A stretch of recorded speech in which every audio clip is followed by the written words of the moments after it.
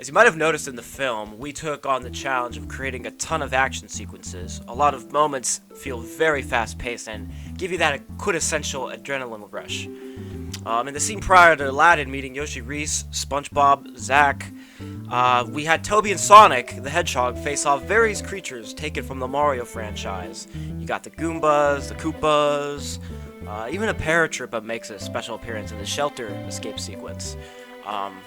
But one major enemy that ultimately ended up not making it into the final cut was a Cheep Cheep. Basically, this fish would have served as a sudden surprise enemy after Toby and Gangster Yoshi were just winding down from taking on the Y-1000 and watching their friend Sonic fend it off, giving Toby the rings, yada yada yada, you should know the rest. It felt necessary for me to delete this particular fight scene from the movie because not only have we just seen Toby deal with those enemies, as well as Gangster Yoshi shooting the Lakitu after he made his triumphant entrance through this ring portal to rescue Aladdin, but the audience needs to take a breather and cut to the slice of life a bit before, we can catch up with the Y-1000 again. That's also why you don't see many of Jafar's henchmen like Shadow or Tom or Bowser from Yoshinator at first, until much later in the film. Initially, I was going to have just Jafar toil around with the Y-1000. Shadow the Hedgehog was never even a part of the original draft, but eventually I caved into buying a plush to go along with the crappy-looking Sonic plush. Same vendor and everything. They were for a good price, I'll say that much. But anyways, in the scene that would have followed after the Cheep Cheep, Shadow the Hedgehog would have had a brief moment contemplating how everything is now destined to work out for Jafar after Sonic ends up no longer being a relevant obstacle for the evil sorcerer. Again, I didn't include the brief scene because it would have hindered the overall surprise factor, the audience realizing that Shadow is also working for Jafar, and there's almost nothing Shadow gets to do here aside from sit back and watch events unfold. So really, what was the point? There's no clear understanding of Shadow's motive either. It wouldn't be until much later into the film when SpongeBob talks about the Y-1000's origin that Shadow even gets brought up again. So I figured why not just introduce the audience to Shadow at that point instead of him being forgotten about and for viewers to be like, oh, so that's why he's here. So enough of me blabbering, here's the scene, check it out. The name's Aladdin, I'm happy to help strangers in need. I just want to know what the hell that thing was.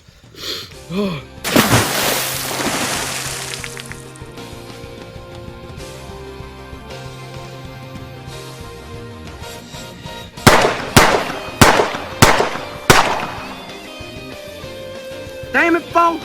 Blow out of ammo on this piece of junk! I think it's time we use the ring on this bad boy.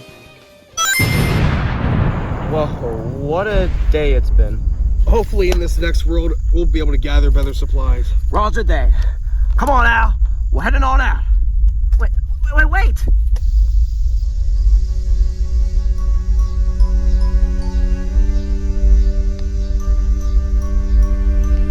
Those fools recruited a boy as their replacement? What are we waiting for? Track them down. Time's running out. With Sonic out of the picture, time shouldn't be much of an issue. In fact, everything should accordingly fall into place. Okay, so we arrive at the scene that I was almost certain I was going to keep in the final cut, but again, decided against it because of the overall surprise factor being spoiled for the audience.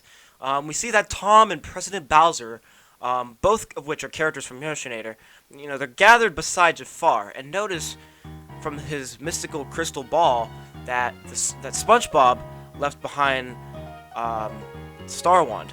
They snicker about it being their chance to take everything to the next step and teach the good guys a thing or two, while the poor damsel in distress is tied up, not being able to stop them. It's a trope as old as time.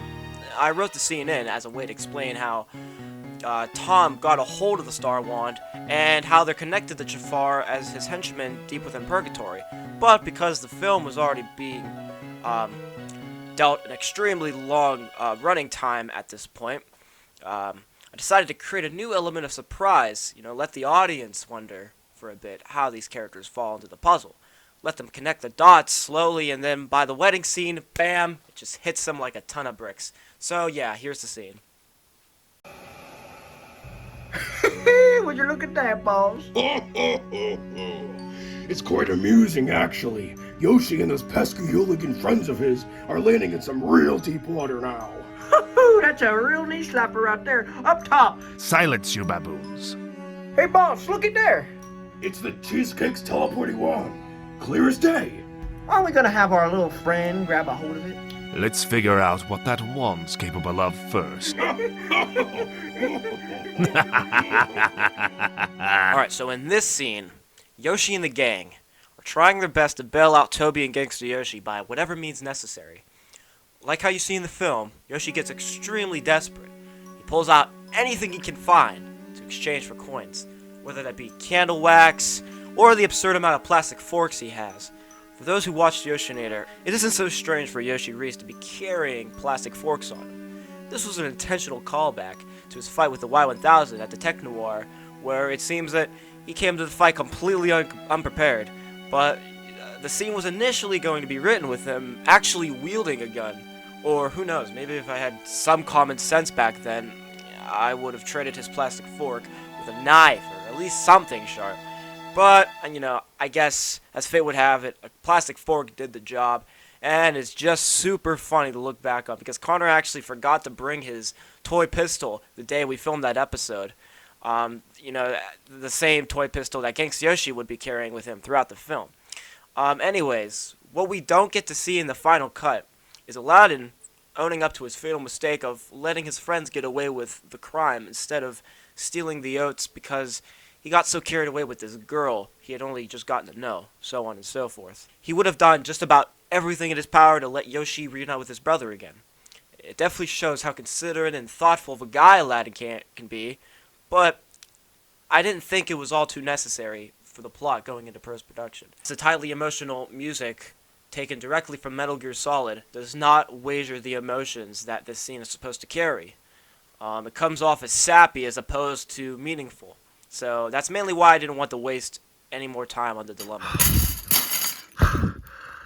Alright, this is everything. Please get the fuck out. You're telling me you won't accept all this? This isn't even worth half a coin. Well, guys, what do we do? I mean, it's not like I'm made of fortune or anything where I can hold 5,000 coins plus tax on my ass. Okay. Let those guys go and take me instead. Aladdin, you don't have to do this. Oh, believe me, I've already made up my mind. I helped that girl escape with those oats. She got kidnapped by the Y-1000, so it's not like the guards can take her in. I was acting on my stupid emotions. I should be the one to blame. But, Yoshi, it's the only way you'll ever get to see your brother again. Alright, let me dial up some assistance.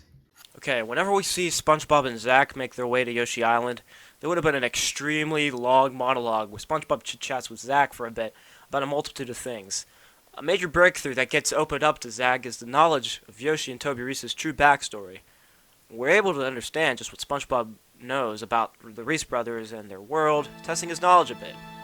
Despite him visiting every other dimension prior to meeting Yoshi-Verse close to the Yoshi-Nator finale, it wasn't clear exactly what SpongeBob already knew about his world, aside from a couple of things he knew about Zack, which he would end up revealing later on in this particular scene. But we also get to see more of Apollo Creed and Adrian from Yoshi Balboa interacting with Zack and SpongeBob. Zack, of course being Zack, would interrogate Apollo a bit because of how strikingly similar he appears to the Y-1000. But SpongeBob calms it down, everything is cool. As rewarding of a moment it was to bring Tanner back into this spontaneous role, getting to hear him bicker back and forth with Connor's character, it ultimately took up a good chunk of time and is admittedly one of the more slower parts of the original cut. These were scenes that I already kind of loathed, but knew that if they served a purpose to the plot, then they'd have to stay in regardless. But I figured since Gangsta Yoshi already freaked out over seeing a doppelganger of himself in an earlier scene, he would inevitably garner the exact same reaction as Zack would have at the beginning.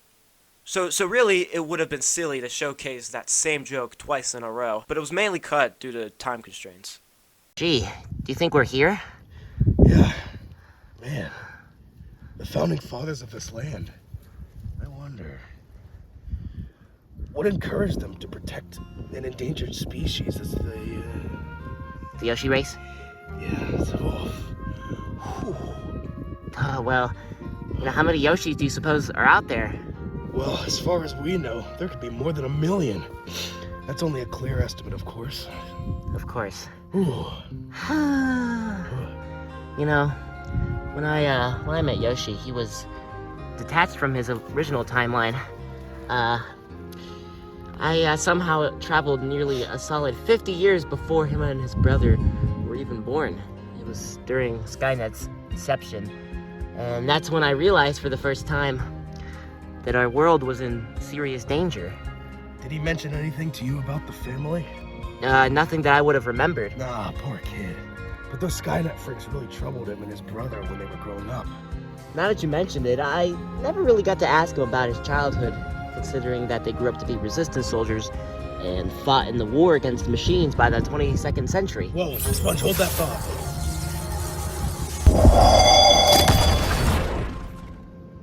God damn. One minute I'm facing the press, and the next thing I know, Apollo Creed gets vacuumed into sweet paradise. Say, who the hell might you be? Adrian? I was on my way to Philadelphia for Yoshi's fight. Aha! You're Balboa's woman. Rooting him on. Well, let me tell you something, honey. Apollo Creed is responsible and sophisticated man. He don't need a woman bringing him flowers and stuffing up his drawers with dirty spandex underwear. Apollo Creed isn't about the little things in life. All he needs is a righteous moment where he can climb that mountain of victory and claim his worthy title as heavyweight champion of the world. Look, buddy, the stock market called. They said there's been a significant rise in ego inflation. Out of my way, sucker. Apollo Creed doesn't want to hear another word, you hear? Just tell us where the hell we are and how we landed on your turf, or else I'll surely reprimand the both of you. We ain't telling you jack shit. Zach, wait. Now Apollo Creed, was it? Who wants to know? Our fists want to know, you bastard. Oh, yeah? No, people, wait. Settle down. There's a poor woman standing amidst all of this. Now, let's maintain our composure and think everything through. That shifter brain isn't making it easy for me to keep my composure. Oh, boo-hoo. You aren't who you say you are either way, so why should we feel bad for you? Zach. Oh, I see. So the vessel of... Oh. All right, I'll apologize.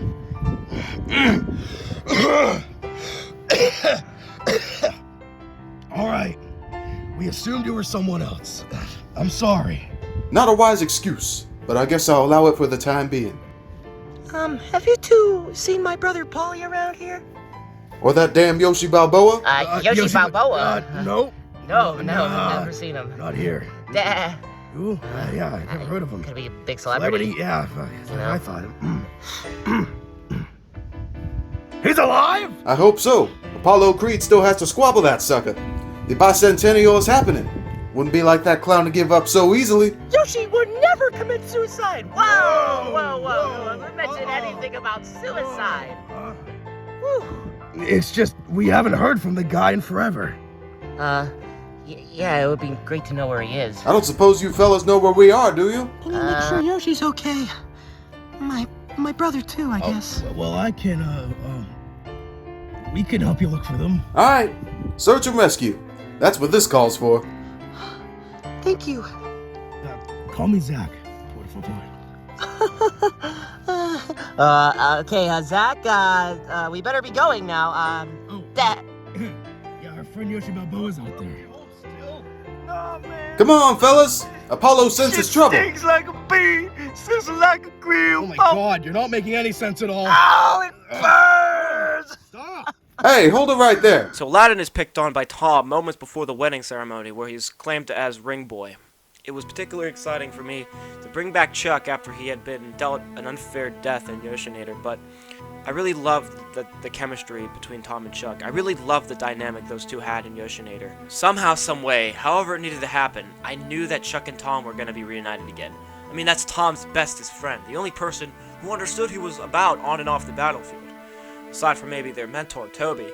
But in this film, they share a bond in the vein that all the other henchmen do.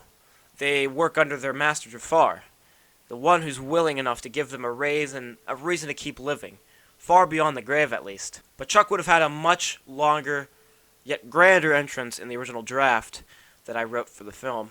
I think the silhouette idea was something Connor thought of on the spot. I liked it, I really did. But at this point, we just needed to move things along, get to the wedding scene, a scene that was no easy task to complete. Sweet Jesus! Think we got company? Not on my watch.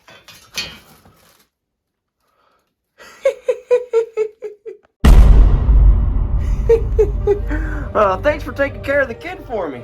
Now, go see what the commotion is about. Our royal vizier mustn't have any further delays towards the ceremony.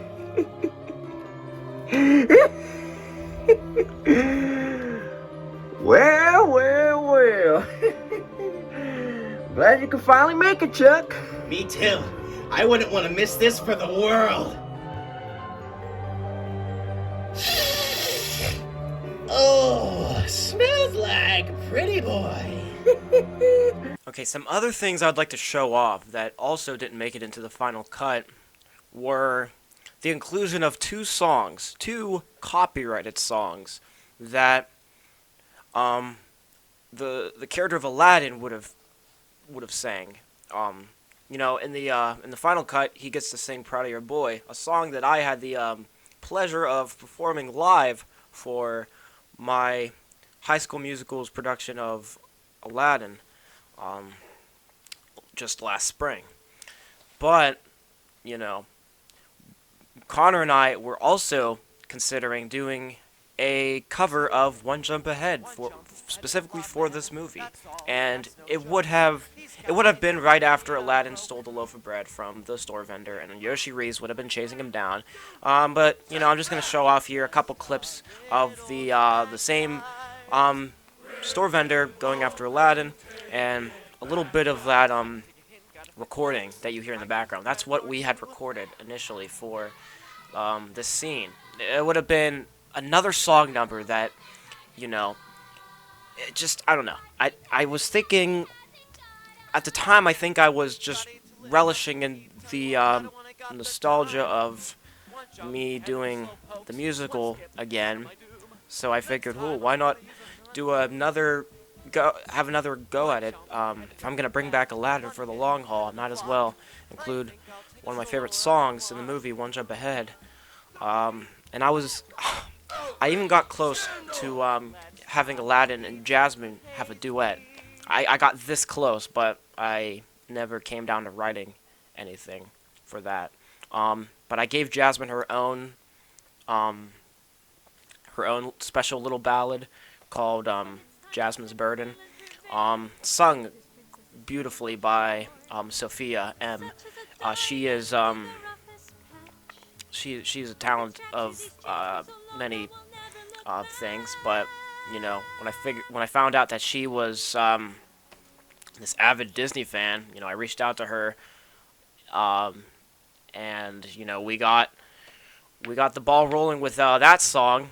But as for One Jump Ahead, it never was meant to be, because I didn't want another rehash of the classic Disney film. I didn't really want to touch that. But this other song that I decided to cut from the film is not from a Disney movie of any sort, but it's from Styx of all places. The band, Mr. Roboto.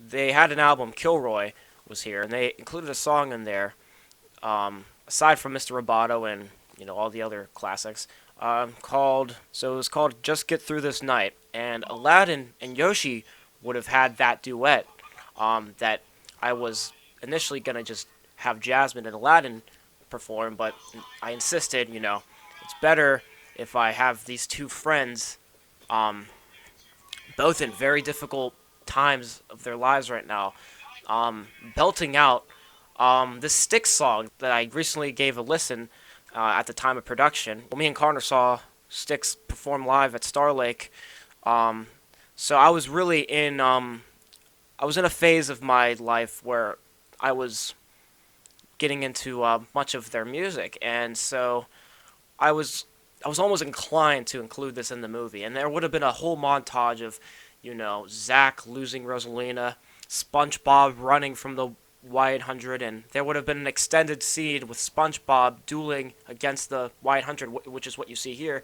But, you know, we also would have had Yoshi switching back and forth from his Y1000 hybrid back to his regular self. And, you know, it was going to be this powerhouse moment that I almost included in the film, but ultimately decided against it because, A, copyright concerns, B, it just would have slowed the film down, and, you know, I just didn't think I had to convey what Aladdin was feeling at the time when he first got trapped into purgatory, in a song. I felt like Aladdin already had enough songs as it was. Proud of Your Boy, I felt like that's the song for Aladdin.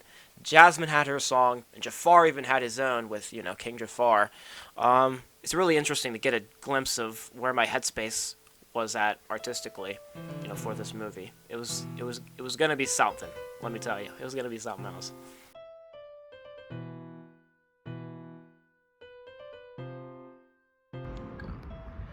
Now, Mario, you promised never to drain an old crab's toilet ever again. Luigi, forget about it. I've got a migraine. Oh, and whose fault is that, Hercules? Will you pipe it down already? She was one in a kabillion beautiful princesses.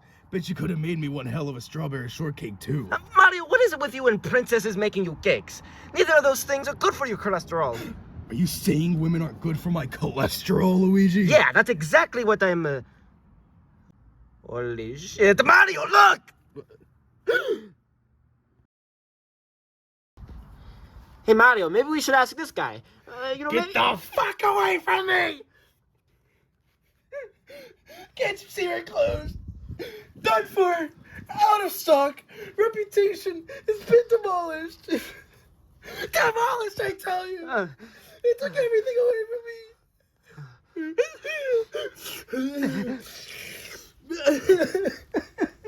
Jeez, pal. My brother and I are awfully sorry for your loss. This is kind of a big deal, wouldn't you say, Luigi? Yeah, Mario. You couldn't have been any more poignant. I apologize for my reckless behavior. The O industry has been long overshadowed ever since they came.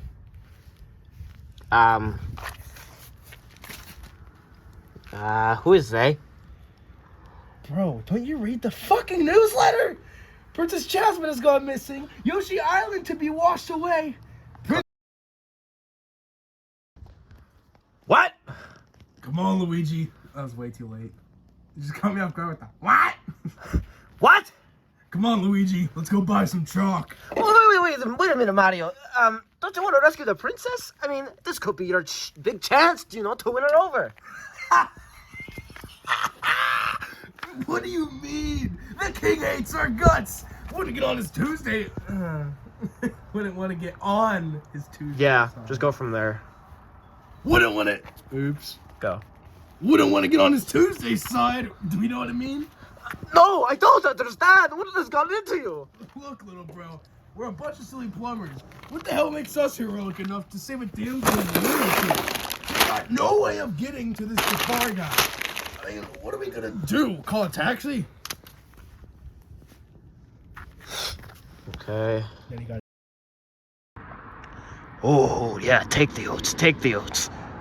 Take them oats. Oh. Shove them down your throat. Oh, yeah.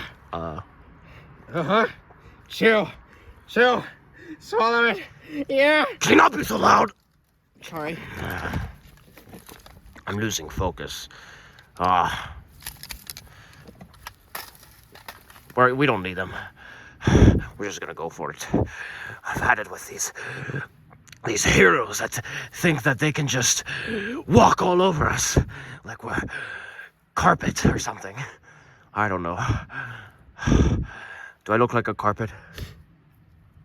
Is that actually what your overalls are made of? It's an old family recipe. Go. Yeah. More like a recipe for disaster. When you shit your pants.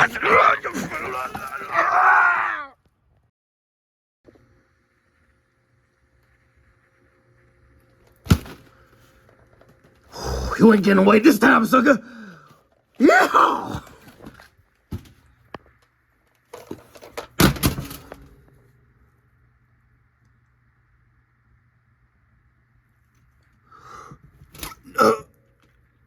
shit, nah. No, Paul. No, no, man. Shit. I can't go out like this. Not by some ugly ass snake.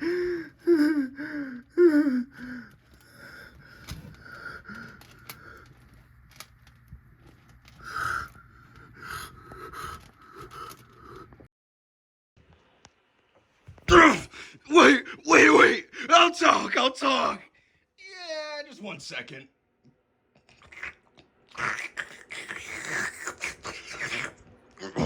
Oh, yeah! Please. No! I'll talk! I said I'll talk!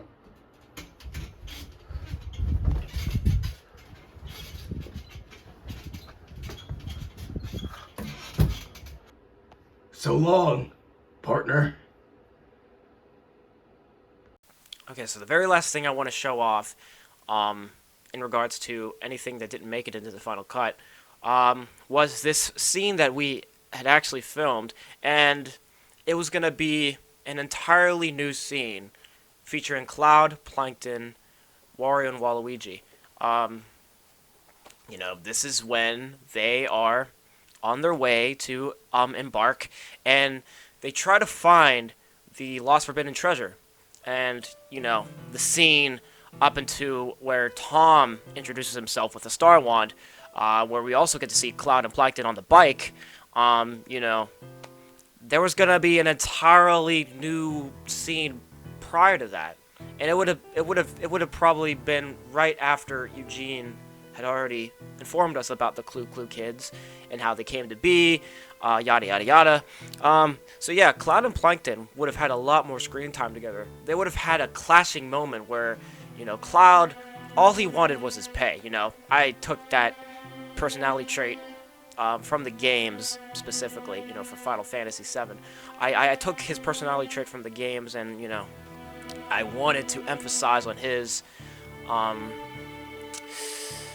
cockiness a little bit, and Plankton, wanting nothing to do with it, sends Wario and Waluigi on him, and they get their asses whooped. And so yeah, I don't know. It was a scene that I was very close to including, but I ended up not even editing it into the final cut, due to time constraints, and I felt that the montage we got of the Clue kids, was enough to show off their villainous charm, I guess you could say. I really didn't want to overdo it with those scenes, and to have those characters be the focus of a single scene. I don't know if, I didn't want that particular moment to drag down the film. So, yeah, I had to come to a decision whether or not to keep the scene, and, the voice actors, they did record their dialogue, with the scene still included in the original draft. So, what you'll get to hear in a moment is Abram Waldrop, and the original voice actor I casted for Cloud, his name was Jason Rusby, who was Canadian. And so yeah, have a listen, and thank you. Enough talk. Hand the cash over, Sheldon. Last I checked, you were still under oath. Things between us are different. I was only a kid then. You brainwashed me because I was naive, and you made me believe I had the courage to become a full-blooded soldier, just like Sephiroth. You weren't naive, just power-hungry. Know your boundaries. My boundaries are limitless. Face it, Sheldon. When I left the club behind, everyone turned their backs on you. They understood how much torment you put them under, how much torment you put me under. Maybe Eugene wasn't that bad. Get him out of here.